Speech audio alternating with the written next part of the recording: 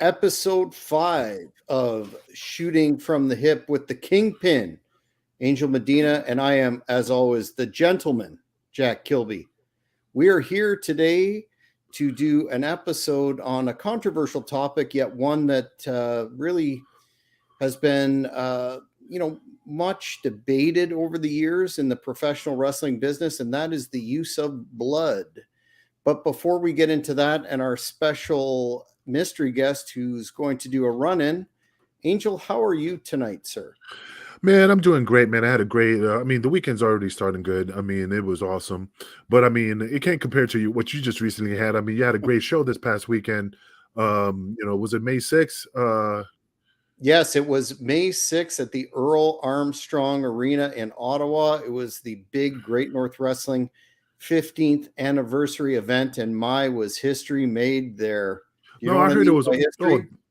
Absolutely. I heard it was great. I mean, the fans were in attendance. They were standing on their feet. I mean, every match was a nail biter. I mean, it was just not one boring match in the whole card. I mean, I wish I was there to see it live. I mean, watching it on video doesn't give it justice. I mean, like I said, seeing it live was just something that everybody was talking about. So, I mean, I've been to a lot of live shows, but like I Mhm. said, just hearing it from the fans' perspective, it was a nail biter. So, I mean, congratulations on that first show. And you having one coming up real soon, right? We've got a huge show coming up on July the 15th in Smith Falls, Ontario at the Memorial Center. Tickets are already on sale at ticketweb.ca, and I suggest you get those quickly because we have a huge star-studded lineup. Today, moments ago, actually hours ago, I announced that we have, enacted a coup in terms of signing fresh off the Backlash pay per view from the WWE one Carlito Caribbean Cool, which is a major deal. He's coming in, and we have one Ted Hart who is returning to Great North Wrestling and making his, I guess, in a number of years. I can't even guesstimate his first appearance in Canada, and he is on a mission to prove that he not only still has it but has lots of gas left in the tank. But before we go any further, I want to address the elephant in the room, Why are you and calling me that fat? is, well, it's a pretty big elephant. Some fans have been, questioning why I was involved in the match where the Magnum McLaren was taking on Wes Briscoe. And I want to shout out the Magnum and Big Daddy Diamond. The three of us are now collectively known as the Big Money Players.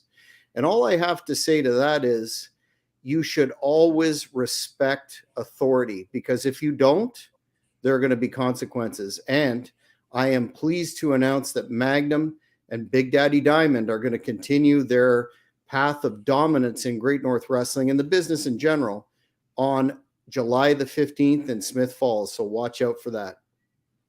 Well, yeah, absolutely. I mean, I saw what you just did there recently with Wes Briscoe. I didn't even know it was him. I'm going to keep it honest, man. I thought it was one of the Baldies in the ring. I really thought Magnum was Wes because I'm so used to him with the long hair. So, but I mean, like I said, it was a great match. I mean, it was just back and forth action. Um, like I said, it was a nail biter. It was entertaining. I can't wait to see the second running between Magnum and Wes. I mean, like I said, I was very well entertained. I mean, I was excited. Well, I won't say much on that, but I will say this. Magnum, achieved a clean victory without any sort of chicanery involved. And I'm going to have Chicanery. chicanery. I'm going to have to work with the Great North Wrestling Executive Committee and determine whether or not Mr. Briscoe is in line for a shot or Magnum needs to go on to bigger and better things. Because make no mistake, Magnum is a star of the future. Well, I mean, I agree. I mean, I was watching this match. I mean, Magnum's a young, upcoming star. I mean, very talented. I mean, he still has a lot to achieve, like I said, but then you got to start somewhere. And he's hungry, just like any type of fighter, wants to make a name for himself, and he can't, it's better to make a lot of enemies than a lot of friends, I mean, the guy has a lot of talent. So he's just trying to make a big bang and put his name out there because there's a lot of talented individuals in the world of professional wrestling. So, I mean, Magnum is stepping on the right toes to put his name out there to be noticed. So if he continues doing that, I'm not going to lie, I'll be probably seeing him in one of the major promotions real soon. Oh, without a doubt. But Great North Wrestling is Canada's premier independent wrestling organization, as seen on the Hannibal TV. And I would encourage all fans to watch in the weeks to come. We're going to be releasing the footage of the event in which myself and shout out to Matt Granahan, King of Connecticut, we did the commentary duties. It's going to be very entertaining and much more to come. Smith Falls, July the 15th. Get those tickets now, ticketweb.ca. Awesome, man. I mean, the next show, bro, like I said, Teddy Hart, one of the, I'm not familiar with Teddy. I never crossed paths with him. I mean, the cat thing, I don't feel it, you know. I mean, but hey, I mean, he's a hell of a talent. Like I said, me studying right now doesn't even, because he's so phenomenal in regards of his in-ring ability, you know, and you know, Caribbean cool, Calito, you know, representing the Puerto Rican nation, you know, I mean, that's going to be just nonstop action. So I mean, you're starting it off right, man, with two top dogs, especially Magnum, you know, say three. It's really going to kick off right, you know. Plus the staple of Great North Wrestling, I would be remiss not to mention that we have also signed the Blood Hunter for July the 15th at Smith Falls. And I think the fans, as they saw it today, should subscribe to the Hannibal TV and watch for instant updates as they occur, because we have some information forthcoming. I'm involved night and day in terms of negotiations with talent. There, surprisingly or not surprisingly, are not a great number of individuals that are lining up to face the Blood Hunter after what he did to Cowboy James Storm, and not taking anything away from Cowboy James Storm, but those that were in attendance will never forget that particular match. And we are lining up some very interesting opposition for the mighty diabolical Blood Hunter come July the 15th as well. And you know, it's funny. I like you're talking about Blood Hunter. Blood Hunter is a very, very phenomenal beast in the ring, you know. But James Storm, not knocking his ability in the ring, he's not a hardcore, you know, no nonsense type of guy. I mean, he's a technical wrestler. Again, I'm not taking away from his abilities, but I mean, compared to a New Jack, a Vic Grimes, a Homicide, myself, you know, I mean, Blood Hunter has not faced individuals like myself. Lucky for me, I'm not wrestling as we speak, but individuals like New Jack and stuff, guys who will just really put him, you know, to the grindstone, really, you know, test his mettle, if you may say, you know, hasn't, for my opinion, guys that he's wrestling are not at that level to face the Blood Hunter. He needs somebody with more grit, you know. Well, we are working night and day to find suitable opposition for the Blood Hunter. So I'm going to encourage all the fans to keep, again, subscribe to the Hannibal TV and keep watching for details. But on to the topic at hand, which is the use of blood in wrestling, which is a good compendium to our last show, which addressed hardcore wrestling, of which, of course, there was blood. And you actually were the one who suggested that this would be a worthy topic of discussion based on, you know, the effects it's had on the industry and fan perception of blood in wrestling. So before we get into the specifics, I know you being an ECW original and a hardcore individual yourself, this isn't something that you're not unfamiliar with. Would that be a correct statement? No, absolutely. I mean, I've been in many bloody matches in my career. I mean, it is blood in wrestling is just something that's just part of the business. You know, I mean, it tells a story. I mean, of the animosity wrestlers have towards each other when you shed blood in the ring. You know, that, you know, it's just something that I know for a fact that fans desire. You know, when there's red, there's green. You know, I mean, puts asses in seats when you see a very hardcore bloody match.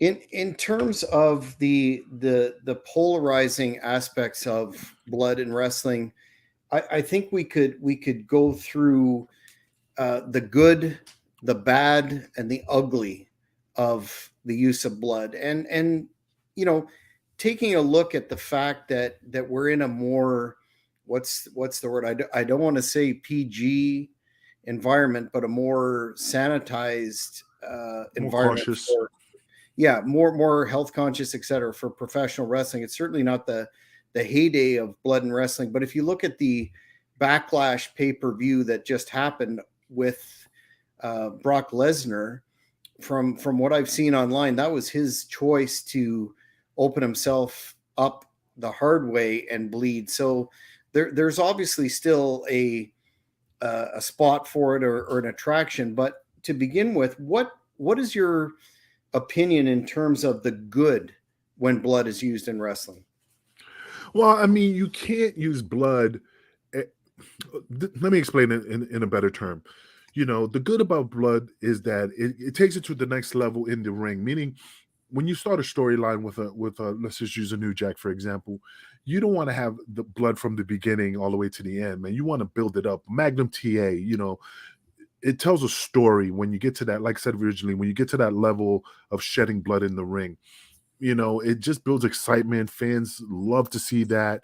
It just builds up a very I don't know. It just people want to see blood in the ring. You know what I mean? It's just hard to explain because, like I said, everybody bleeds now back then in the 90s, and it just took away from the meaning behind it. But when you have a storyline and a feud and it gets to that level, that means it's just people are like, wow, this is serious, man. This is like end all be all. Or when there's blood shed and a guy's injured, oh my God, this guy is injured, like when Snooker got power drived on the concrete and he's bleeding everywhere and stuff, and he's taken away in a neck brace, and people are like, oh my God, they see the severity of what just happened. Or Dusty Rhodes, even though there's no blood, his arm getting broken by the Four Horsemen, they see the seriousness of how this is getting taken to. So I mean, that's just a saying. I mean, it just tells a good story, when you have it in the right moment. Yeah, I would agree, especially back in the day, so to speak, that blood really added to the drama of a match. When you're thinking of, like, just off the top of my head, a couple that come to mind is Ric Flair against Dusty Rhodes in If you Starcade. will. That was '85, and Brett versus Stone Cold in WrestleMania 13. Those matches are, Legendary. yeah, legendary and largely remembered, on one standpoint, from the use of blood. So rather than being, gratuitous there, it really advanced the storyline. Speaking of yourself and your career in ECW, though, do you have any times where you were asked or blood came up that you thought it was a good thing, or conversely, when you were suggested to bleed and it just didn't make sense, and how did you handle that? Well, during the time when in ECW, and I don't want to mention no names, there were certain individuals that were doing a lot of drugs and a lot of needle sharing, and of course our matches were bloody. So my concern, and I never said nothing because I just didn't want problems. I was still new and new to ECW, so I didn't want to lose any opportunities. So, but I was scared, because AIDS was still hot. I'm not like hot, but it was around, and other blood transmitted diseases and stuff like that I was concerned about. And after I saw that, because you have to have a lot of trust in the guy you're in the ring with to shed blood, and I just was afraid to catch something. But the only way I was able to avoid any type of contact with them is just to keep my distance, keep my hand something in between us. So, I mean, I know it's silly when you have this. I mean, there's not much space between both of you, but I was trying my best to keep my distance because, again, I didn't want to rock the boat in regards to that matter. So that's the only time that, I mean, many occasions that it was bad, but again, I never spoke up because, again, I was just doing my job to entertain the fans. Now, when you say that it was it was bad. What do you mean? That it was gratuitous, or it didn't make sense, or it was, rather? I think ECW No, got a bad reputation, at least at the beginning, for using blood in like cold matches without, a storyline or any sort of a build. Was that the situation with you? a little bit, but the thing when I say bad, it was meaning I'm saying bad because that was instilled in my brain. When you see, drugs and sharing needles and stuff like that, you already set the expectation like shit. You know, what's the first? Okay, if you think about it, Jack, if you saw a wrestler shooting up, somebody else's blood, and you're gonna bleed in the match, and you're like on the card with that individual, and you're supposed to bleed. I mean, be honest. What is the first thing that comes to your head? Yes, I'm AIDS. picking up what you're putting down. Yeah, yeah, Yeah. So yeah. that's the bad, like, because I already like my mind was like, God damn it. So all I kept thinking about is, man, I just can't get close to him because what if he has something, and I don't want to catch something. I mean, I did my job and I wrestled. I remember my spots. I remember my match, but in my brain, that's all I kept thinking about. Or I was wrestling him, and then I swapped out. I hate saying it, messed up, but like I swapped out with DeVito. Like we're fighting, and then and I go over there. Like he punches me, and I stagger to DeVito's direction, and then I throw DeVito, Dorito in his direction, and then I attack the other guy. So I mean, I didn't do it on purpose. It was just DeVito was more I'm not saying fuck it, but DeVito knew I was always a warrior. A worry, not warrior. But he DeVito's like, we'll be fine. DeVito had a more like, it'll be okay. I've been in the business long enough to deal with it.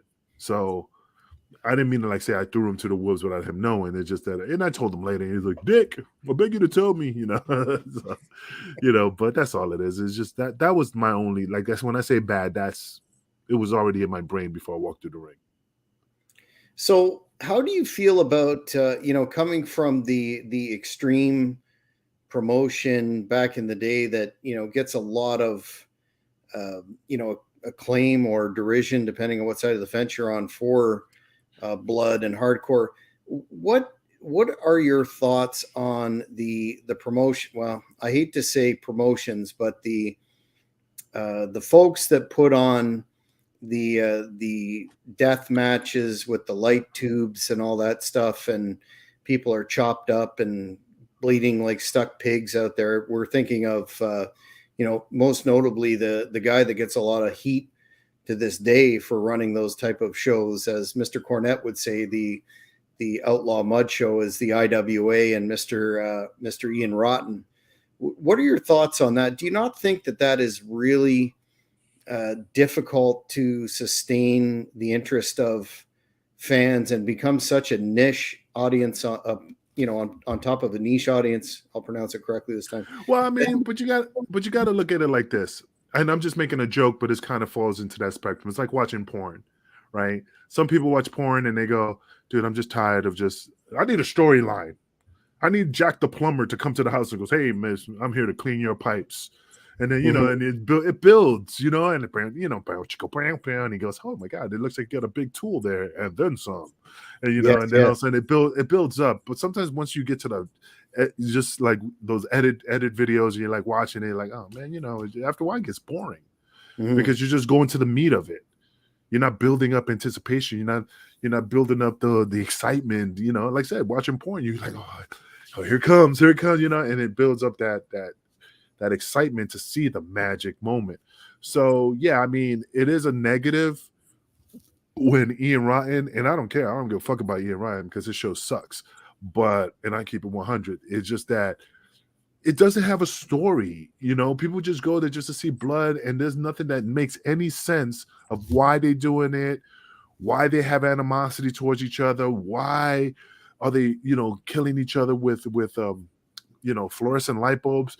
You have to tell the fans something so they can say, man, I got to be back next week. What is going to happen next week? And that's what I'm saying. It's just horrible watching an action movie and you just come in the middle of the action and don't understand why you're shooting, this individual. What was the reason? But when you watch the whole movie from beginning, you're okay. Now I understand. Now it makes sense. Now I can't wait to see what happens next. That's all it is, man. It's a story, a beginning and a middle and an end.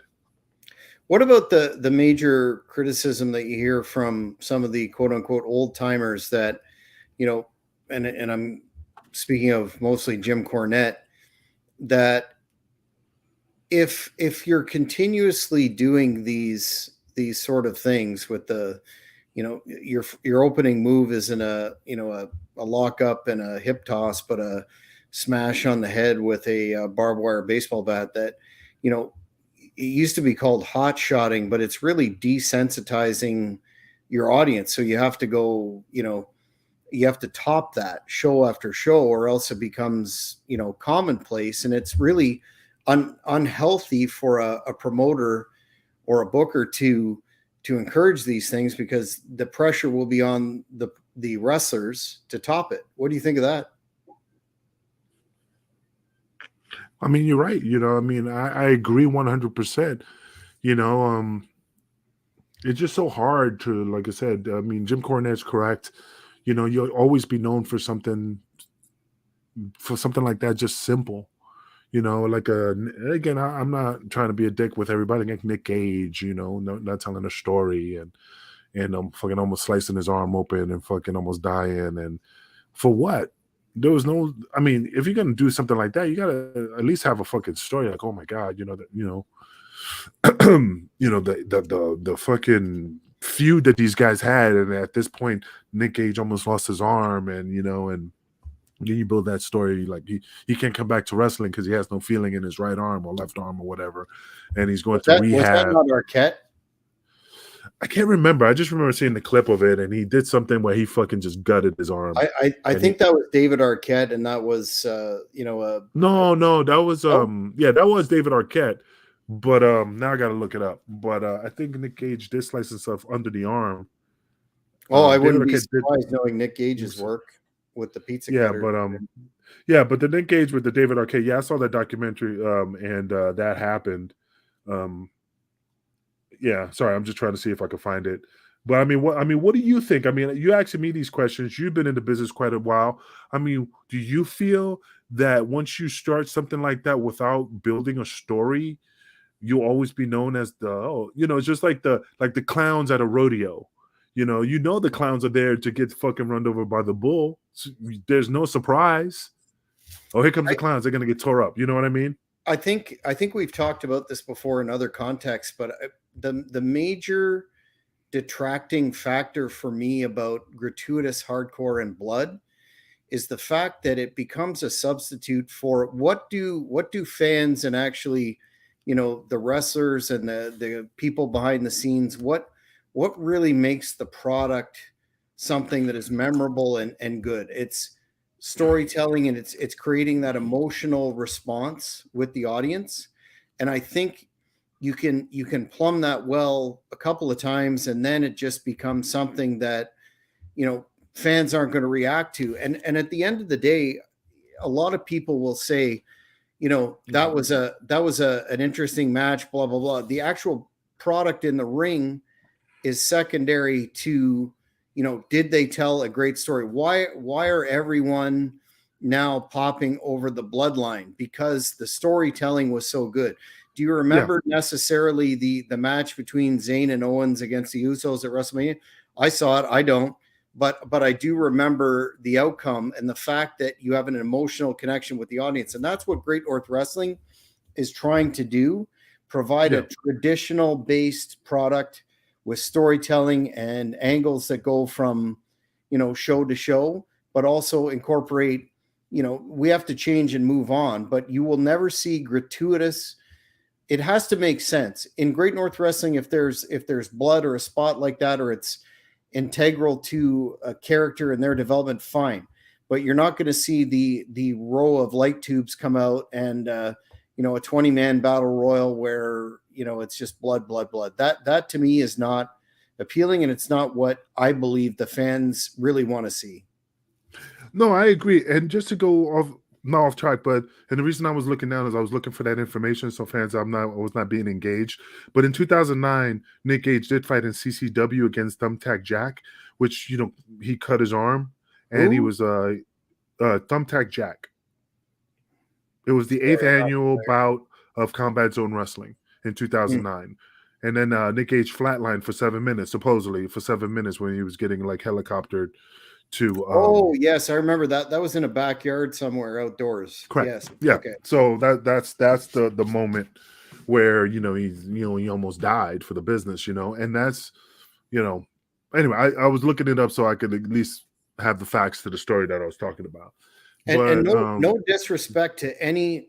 Don't get me wrong. I don't mean any disrespect to a wrestler that does that, or whatever you want to call it. I mean, it's certainly not something that I would do, or I would have the intestinal fortitude or testicular fortitude to do. But it's just not what I think. There's a very, very small audience for which that is appealing, and it is not appealing to a majority. And Angel, you had mentioned before that this sort of thing, blood, has the real propensity to turn off casual fans, and I think that's a very salient feature. Yeah, and again, Nick Gage, I'm not like shitting on him or nothing. I mean, it takes a lot of testicle fortitude to do those type of matches and put your body through these type of blood and guts, from just all these wrestlers who just cut themselves open real deep, and put their life on the line every day, and I'm not knocking them. I commend them for it. Would I do it? No. And it's not because I'm a pussy. It's not that. I just like to tell stories. I like to, if I'm going to do something like that, I want to build a story from the beginning and have this awesome match at the end. Like I told you before at the previous show that we did, when I go to a show and people go, "Hey, Angel, you're going to do this type of match, it's 5 minutes, you're going to come in, bang, bang, bang." And then, oh, okay. There's no excitement. I go, all right, because it's not a story, because I know I'm not going to come back and face that guy again. So that's why, I don't have the passion. But when, like I said, if I was running working for an organization, it's like, hey, we're going to do this major angle. We're going to have you work with Magnum, let's just say, whatever. And he turns on you, because, you were doing a tag team, old school versus new school, and you guys are tag team. And then we build up a story, and then he turns on me. It's a 6-month storyline of us tagging for 2 months, 2.5 months. And then he puts me in the hospital, and then we build this massive story for another 3.5 months. And then a big climatic on the 7th month, you know what I mean? Or a year, like people are like, holy crap, this is awesome. People remember that, so that's all I'm saying, man. I mean, I'm just not into the straight up running to the ring, sliding through the ropes, and just wham, wham, wham, wham. Would I do it? Yeah. But am I excited about it? No. You know what I mean? That's the problem. I know exactly what you mean. Why are we still talking about wrestling, so many years later? It's because when we were growing up, we were exposed to, those long-term storylines, such as Orndorff turning on Hogan. I remember that vividly. The Steamboat crushed larynx deal with Savage, on and on and on. And I think if that is missing, it becomes less than it could be, and we're missing the mark. But not let me cut you off, but I am reading, and I want to address something like Bat, he has a point. When those two guys were stabbing each other at the bottom of their feet with hypodermic needles, he felt that was too much. I mean, what was the reason you were doing that? Why would you do that? Why? That's the thing, the why part. And would I do it? It depends on what story I'm telling. I wouldn't do it. But if I was going to do it, I'd be like, okay, sell it to me. If you were the promoter and say, Angel, I got this idea, we're gonna do this, and you're gonna get hypodermic needle stabbed at the bottom of your feet, I'm like, okay, well, first, how much? 2, let's it got to make sense. Why? What's the purpose? What's the reason he's doing that for? You know what I mean? And stuff. Like when I wrestled, okay, this is a perfect example. When I wrestled Balls Mahoney and Chili Willie, and before we did the pay-per-view, right? I threw I threw balls to a flaming table and close off the show. And then we were building up the pay-per-view. So what made sense at the time is that they were going to go, hey, Chili Willie and Balls Mahoney is going to face the Baldies. Angel's going to get put through the table, the flaming table, because Angel put balls through a flaming table on the TV taping, which didn't have nothing to do with the match. We just lit up the table and set him on fire and threw him through. Now he wants revenge. So that's why they had the flaming tables. I want revenge, Angel. You burned my skin. Now I'm going to get you, man. So the next match we're going to have is a flaming tables match. And the loser and the winner, the loser has to be put through a table. That's when the fans were like, holy shit, that's exciting. They didn't know that was going to happen. So that's what I'm saying. That's just that's when people just like sit there and go, I cannot wait to see that match, it just makes sense. What about the various methods of getting color, as they say in the industry? You calling me colored? That's racist. Getting color. Okay. Oh yeah. You're not commenting on my tan this week, so I guess it's fading a little bit.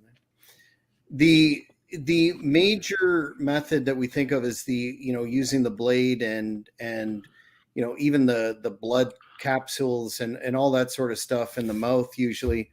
What is it that it would take for, say it's within the context of a good storyline, et cetera, what would it take for you to, when the times that you got color, how did you do it? And was that ever a consideration for you, the fact that you'd have to physically harm yourself, so to speak? You lost me on that one. Repeat that one more time, because I'm just trying to like understand. So when you think of the various methods to get color, being cutting yourself, hard way, blood capsules, yeah. When you were asked to get color, did the way that was suggested, be it a gut shot where you have the capsule in your mouth, or run into a post or cut yourself, did that come into play when you were deciding whether or not that was a good thing, and how did it factor into your decision process? Well, I mean, there was no like in ECW, there was not like a point. Like I just remember like there was something like a moment. There was no blood capsules, or which I didn't know where to get blood capsules, but maybe a Halloween store. But I just remember like, and I'm just making this up here, like, you're attacking New Jack or you're attacking Balls Mahoney. Axel Rotten's hurt on the outside of the ring. All of a sudden you hear, Vic Grimes, New Jack's music hits. He comes in, slides in, hits the Vito with the crutch, shoots you off, backdrops you. You turn around, he hits you with the vacuum cleaner. You get up and sell. All of a sudden he picks up a pane glass thing and he hits you with it. Oh, okay, that's where you get your color. So you knew the moments when it was going to happen. And when it was asked, I was a soldier, I was just one of those guys like, whatever I felt internally, I kept it to myself. Like the Connecticut fall, I was supposed to do that. But when they asked me to do it, I'm like, fuck. I hope my will is up to date. I hope my, I mean, I'm not gonna lie. I was like, shit, man, am I gonna survive this? And I trust Jack, but again, I still had butterflies. Like, God damn it. So, but I always had butterflies, but I was a trooper. I never sat there and go, well, unfortunately, it's Sabbath. I can't do it. I just was like, okay, boss. And I just went to the back and sat there and go, shit, got to do it. Got to keep pushing forward. That's all it was. Michael Rubin wants to know, did you ever do hard way? Hell yeah. Yeah. In the back of my head, I had this scar where the guy turned me around, and I was still not new in the business, but instead of me taking the chair shot, I bent my head forward and the lip of the chair just split me open. So when he hit me and I went like this, like, holy shit, that fucking hurt. These two fingers went like to the back. And when I went to lift my hand, like if I was doing these headphones, I went under the headphones and I'm like, what the hell? How come my hand can't come off? And then I pull my hand forward and I saw all this blood. Well, my two fingers went under the tear that was in my head. And the reason I couldn't lift my hand up is because it was under my skin. And since my head was hit so hard, it numbed it, basically. So I didn't really know my head was split up until I started noticing blood pouring out of my head. What match was that Do you remember? That was not an ECW match. It was an independent match. It was way before ECW. It was in Queens in the 90s, like early 90s, 94, 96, something like that. What now we've covered a lot of ground about the negatives of blood. What do you think is the primary reason for it to be a positive, so to speak, for the break it down this way, for the story, for the wrestlers, and for the fans? You mean the good? Yeah, the good. I mean, it just depends on the promotion, man. I mean, I can't see Impact doing it. I can't see WWE doing it unless it was a good stuff. But in Puerto Rico, it runs wild, you know. I mean, because like I said, it's all about telling the story. And again, the good is if you get a good storyline and a good booker and a good, you know, promoter, and it makes sense, the fans are going to eat it up. And that's the key thing. When I won the title, like I know it wasn't a bloody match, but when I won the title at the Hardcore Road Trip, people were like, didn't expect that to happen. They really thought Too Cold was going to win.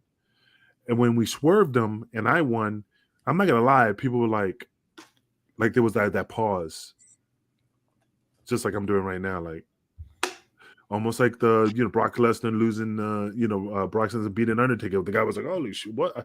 They didn't expect it. And then after like it was done, everybody was like, oh, yeah. And they clapped and they got excited because it was a swerve to the fans and they got excited. So as long as you tell a solid story that makes sense, the fans are going to appreciate it more when you finally get to that point where blood is shed. When like I said, the Flaming Tables match again, it was not bloody. Yeah, it was a little bit. But what I remember the most, even though I got burned, is, I mean, we went off the air, not went off the air, but it was like Joey Styles already went to the next segment. Oh, that was an awesome match, you know, Cyrus and, you know, they were going to go talk about the next match. But when we were clearing up the ring and they, you know, people thought I was really hurt, which I was, and I stood up, everybody clapped. All the fans clapped. They were like applauding me. And DeVito's like, I was hurting bad. But DeVito was like, hey, brother, you hear that? They appreciated the match of what we did. And I mean, I had skin hanging and stuff. And, you know, that felt good when the fans appreciate your work at the end of it. Then, I mean, yeah, it hurt, but I was like, man, it felt good like that. Like, okay, I risked my body for a reason. And when you don't risk it for a reason, then you're like, man, what the fuck? Why did the fuck I do this? You know, that's the good part. When your fans stand and applaud, you know, stand at attention and applaud you. That's where the good comes in. And is it not true that in certain circumstances and certain promotions, a hardcore / bloody match really took the promotion to the next level? And I think, here is our mystery guest just when I'm about to talk about barbed wire. Let me bring him. Oh, Man Pondo? No. Yeah, mystery guest. Oh, man, Surprise, Hannibal. surprise. Who would have figured? Oh, man, look at that handsome face. Thank you. I actually met you in Wichita a couple of years ago. did. You were with Rodney Mack hanging out backstage. Yeah, we met for a few minutes. I mean, you know, you were busy, you know, but it was a pleasure meeting you that day. It was a blast, you know. Speaking of blood, the Blood Hunter wrestled Sandman that day, and that match got very bloody. I did see that. That was a very bloody match, you know. I was like, Jesus Christ, that's a lot of blood. It was good. It was good. Fans enjoyed it. You know, it was a blast, you know. Sandman did a lot of bloody matches, you know. I actually just posted a video because you were about to talk about barbed wire of Sandman talking about his barbed wire matches with Mick Foley and showing some of his scars. You know, one thing I was thinking about is Sabu when he did that, the Terry Funk, and he jumped and he cut his bicep open. And Yeah, I was just going to touch on that as making that promotion, actually, that actual match itself. The But did you thing see his about that face? match, though, is it didn't like. Although the barbed wire was brutal, it looked like they were just doing spots to me. Like it didn't look like they were actually fighting that hard. It looked really dangerous, and they hurt themselves really bad. But it looked more of like they were performing spots, and you hear Sabu call for the tape, and like it didn't look like a fight to me, but it was definitely brutal. Yeah, I mean, his face when he hit those barbed wires, and again, I keep watching that. Don't see where it happened. I mean, I know where it happened, but you know, I didn't see like the tear or like how it pulled. But I mean, from my perspective, I know Sabu, but again, I never asked him about that match. But just looking at the video, like his eyes were open up like two little saucers. Like, holy shit, look what I fucking did! I think I just tore my bicep open. But they said it was brutal, man. And I mean, I would shit on myself if I, I mean, look at Necro when he cut that meat on the back of his bicep, and all you saw is that gray matter just seeping out. Now, my ass will pucker. I'm tough, but I'm not. I'm not gonna lie. I'll fucking freak out. Call the batch. Call the batch. Yeah, and at the end, they were actually trapped in the barbed wire. They both. I remember reading Terry Funk's book. Like the more they were moving, the more it was actually entrapping them, which must have been really scary. It's like a freaking anaconda, just constricting, on you and stuff. It's just crazy, I mean, but like I said, those guys are legends, and then they're known for that stuff. I mean, I commend them for it. I mean, but I'm not gonna lie. I'm be honest with you guys. I'm tough. I do it, but I'm the biggest, like, internally, like, oh Jesus Christ, I'm a big wimp. I'm just like, Jesus, this is fucking crazy. But I'll do it. I'm tough in the outside. I don't even think they had a doctor backstage, because I think I remember Sabu telling me when I was driving with him that he super glued himself that night. I heard that. Like, there's not. They knew that it was going to get crazy, and there's not even a doctor backstage. Yeah, I remember one time DeVito hard weighed himself. We were wrestling Balls and Axel, and Axel, I still remember, it was in North Carolina. Axel hit him over the head with the chair, and he dropped his blade and picked it up with the left hand, and he's right-handed. And I'm laying next to him, and he cut himself open. And I'm talking like, it didn't look much, but when he did it, his whole forehead just opened up like a vagina, and it was bleeding. And I'm laying there like, holy fuck! And we super glued it, super glued it shut. I mean, the super glue is your best friend, man.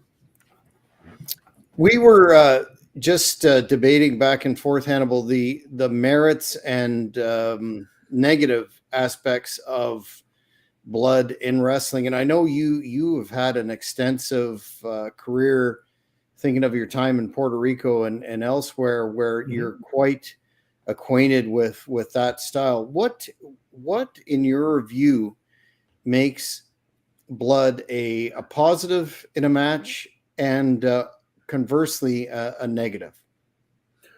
Well, I would say particularly for those barbed wire matches, it's fine if like it's AEW or WWE where they're actually testing wrestlers, but you have to be careful if it's an indie show where you're not tested, because if you get thrown into the barbed wire and those spikes go into you, then your opponent gets thrown into it. Those same spikes are going into them. So it's just like sharing a needle, and people aren't always going to be honest about their testing. So as an indie wrestler, I would be careful about doing a barbed wire match for $100 or $200, considering that there's also that risk above the damage. But it's good. I heard you, Angel, talking earlier. It adds drama to a match. Fans like violence. People have liked violence since the Roman Colosseum days.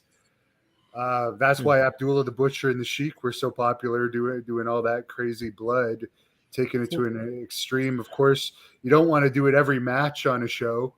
I remember wrestling in Puerto Rico, and one time they did it so much on one show that like it literally looked like a slaughterhouse in the dressing room after, because of course they didn't have doctors there either. People would just come back and bleed all over while they fixed their wounds. But no, I think it's useful. Obviously, I think WWE is allowing it now again with certain people, like we saw with Brock Lesnar, but only if they do it hard way, which is a little strange. And AEW is doing it regularly. So I think the hard way part is because they say, well, it was just an accident. We can't stop an accident, instead of say, hey, we're going to blade it, and they try to stop you. Say you can't do that on TV. But if you say it was a hard way, then they can't, stop you.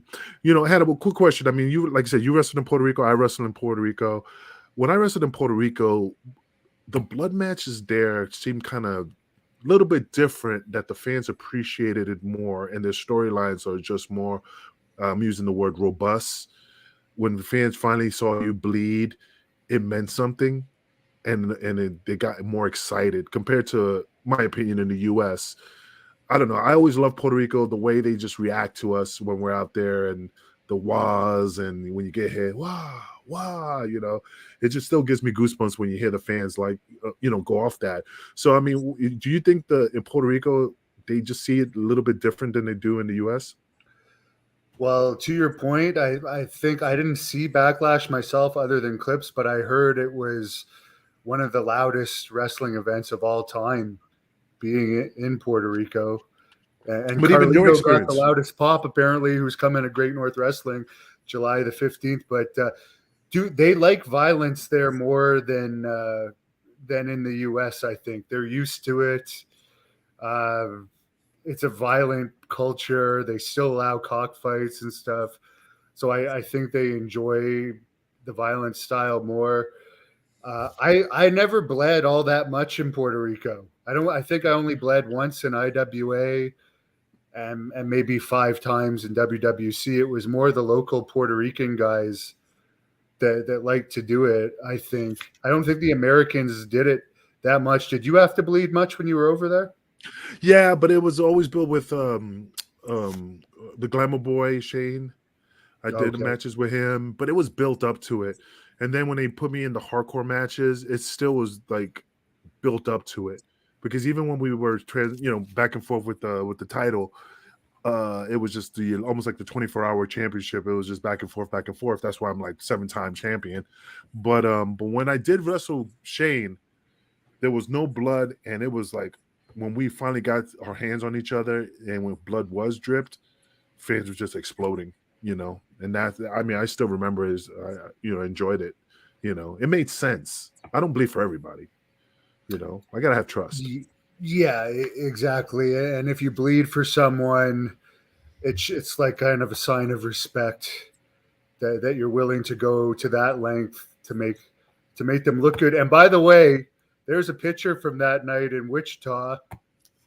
And there's another bonus. If you're a mask wrestler and you bleed on a mask, the fans will buy it for more money for whatever reason. I don't know if you've ever experienced that with blood on your gear.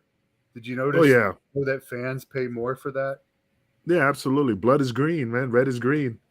It gives you more money, But I mean, I saw when I was in Canada, and then I did that.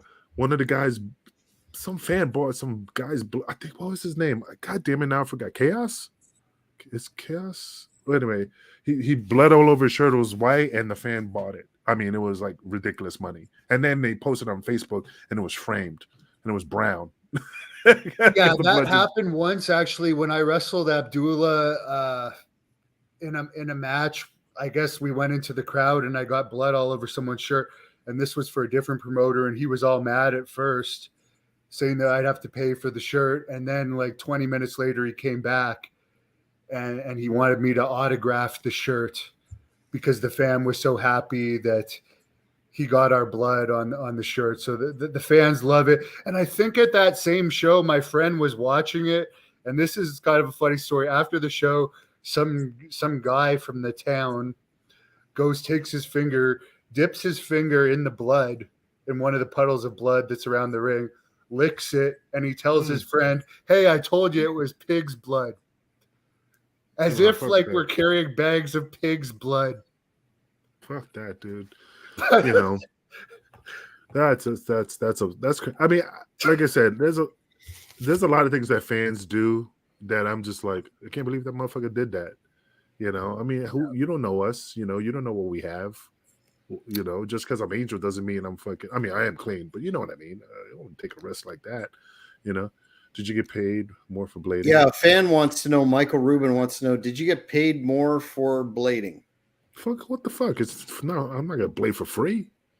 You know, I mean, I'm disfiguring my face. You know, to entertain the fans. Yeah, like I said, red is green. That means you get more money. You know, but see, that's the problem. These guys on the indies are doing it nilly-willy, and it takes away the power from the wrestler when they go to a promoter and they say, hey, we want you to get some color. I said, well, you got to pay me more, you know, and it just ruins it. Not at Great North Wrestling, though. We're a very egalitarian business. So let's say indies accept Great North Wrestling. Okay. No, yeah, some Great North Wrestling, but you know what I mean. I mean, like I heard stories like back in the days when we used to go to Japan, we used to get paid a lot of money to go to Japan, and then these indie workers are just going up there for free, paying their own flight to go out there just to stay at the dojo and wrestling for peanuts. They, you know, promoter be like, oh, I don't need you. I could hire Miguel Sanchez from fucking Wichita, Kansas, and they'll fly himself in. It just takes away the power from the boys.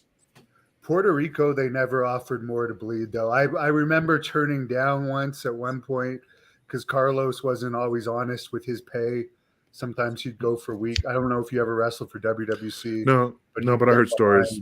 They asked me at one point when they were way behind to get color, and I went to Carlos's other son, Eddie, and I'm like, I'm not getting color. You guys owe me too much money. So then they dropped it. Yeah, I bumped into Mustafa in Puerto Rico. I mean, it was at a gas station because I was working for IWA and he was working for Carlos, and we were just talking. And I don't know how he came up in the conversation. And he goes, "Yeah, I'm like 3 weeks behind in pay, you know, because you know the dad keeps going. I mean, I'm not. This is what he said. He says the dad just was not able to pay him, you know. And he's like, so if they came up to me and said, "Hey, we want you to get color," and I'm 3 weeks behind, no, dude, you got to pay me and to get color, you know. I mean, I'm not being egotistical, but I mean, it's just like any job. You're here to make money. You're here to go home with money, to feed your family. So anything that you do to try to make extra cash, you know, definitely get your money's worth, you know. Yeah, and it was so overdone in WWC at that point that, like, since so many matches had blood, you have a 9-match card and 6 of the matches there's blood. It really doesn't mean much. IWA was a little bit better booked. I think they were destroying WWC at one point, and then it kind of evened out once Victor died. What do you guys think about the fact that for a good long while there, John Moxley seemed to bleed, you know, gratuitously on every AEW program, which seems to run counter to the narrative that we're living in a more sanitized environment for the wrestling product, and obviously the network really you know, didn't step in or object, and we had, you know, Jericho and Gage with the pizza cutters, et cetera, et cetera. So that was kind of a head scratcher to me that I thought that would have some negative repercussions, but it didn't. Have we turned a corner on that for mainstream product even? He has creative control, though. I know that him and Jericho, as well as some other wrestlers on the roster, have pretty much freedom of their angles and creativity. And Tony Khan seems to be a bit of a pushover boss in some ways. Maybe there was behind the scenes pushback from the network. Maybe there wasn't. We don't know. But that's probably more John Moxley liking to blade and being part of his own storylines, because there are people addicted to blading, like Abdullah was, and there's people addicted to cutting themselves without blading. But you do get a rush from kind of like the fan reaction to blading. I find it like gives you a rush. And, you know, sometimes I remember when you're going through a lot of stress, and I know this sounds crazy, but when you've had a really bad day and somehow you wrestle and you bleed, it's like a release. It's like you've released like this pressure from your head and you feel better after. So I can see why some people like it, but yeah. Well, back in the days, I bladed just to get out of work, you know, and then be like, oh man, I just hit myself on the shelf. Yeah. Well, I actually heard Marty Jannetty say that's a way to get out of drunk driving. They used to just keep a blade, and if they were pulled over for drunk driving, Really? they'd themselves and be like, "We're on our way to the hospital. We were just coming from a match. Look." Oh, that's classic. Yeah. Just gigging yourself. That is classic. Yeah, that will get you. That might get you out of there, you know. But like I said, that's the only time I ever blade is just get out of work. Hey, Jack, do you ever blade yourself to get out of work? No, but I've done a few pratfalls inside the institution, and that seems to work. There's compensation lined up for that. That reminds me of the famous scene in The Wrestler where Randy the Ram was working the deli counter, and he punched it, cut his finger on the meat slicer, and that was it. Yeah, it was he punched it and he cut his Oh, did he do that? Okay, I thought he. Yeah, if I remember correctly, he just punched it, and I remember he cut himself. I mean, I could be wrong. That's the vision I remember in my head. Yeah, that movie, man. I mean, like I said, it just I know it fall off track, but watching those matches, I mean, not matches, the Wrestler, it's just like Jesus Christ. You know, it was a sad movie. It's to the letter of how you could be a major star one day and then you're wrestling at some bingo hall in Virginia with 10 people in the audience, and that's your bread and butter, and that's what I felt bad about wrestlers Balls. Like that. That's a true story to a lot of wrestlers. Like I watched the resurrection of Jake Roberts recently, and it just depressed me at the end because even though he might be doing better, I know there's so many more wrestlers out there that don't have DDP help and are just going down that negative drain, unfortunately. I remember when Balls, was living in Jersey, and he was living in it was like one of those like cabins where you're only there for the weekend. They're not bungalows, but they're just little by the river, and he was living in there and just surviving off wrestling. And I also remember one time he put his son, which true story, he was in a child seat, and he put him on the table, and he goes, "Buy my gimmicks, I gotta feed my kid. Buy my gimmicks." And I'm like, "Boss, you really putting your son on the table begging for people to buy your gimmicks?" And he's like, "Yeah, man, I gotta make money." And I'm like, "Bro, it just that's just kind of heavy-hearted, man. I want all the boys to be successful and make money, but if you're just making nothing and you're trying to survive off wrestling, that's scary, Well, that movie is a topic that has been we've bantied about as a potential future discussion point that I'm interested in from a number of levels. But we're just about at the end of the hour, so we're going to have to bump our new segment, "What If," to the next show. No, we can do that. Now? You can do it. I'll tap out. But nice seeing you again, Angel, and we hope to see you up here in Canada sometime. Absolutely, brother. It's a pleasure seeing you, man. Take care. Thanks, Hannibal.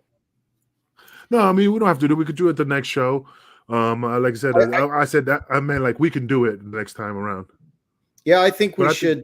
I think we should bump it and have the fans submit questions on social media, submit their input on social media in advance, and also, contribute on the stream. But I'm telling you, this is. This topic, like the hardcore topic, is definitely one that is polarizing. And my personal opinion, bottom line is there is a spot for blood in wrestling, but not if it's overexposed, not if it's gratuitous, and it has to make sense. What do you think? It always has to make sense. No, it always has to make sense. Like I said, it's like a movie that doesn't have a plot. If it doesn't have a plot, it will never make sense. Yeah, you see tanks blowing up, you see guys with guns, but if you don't have a good story to give people something to cheer for, then it's just a waste of your time, Absolutely.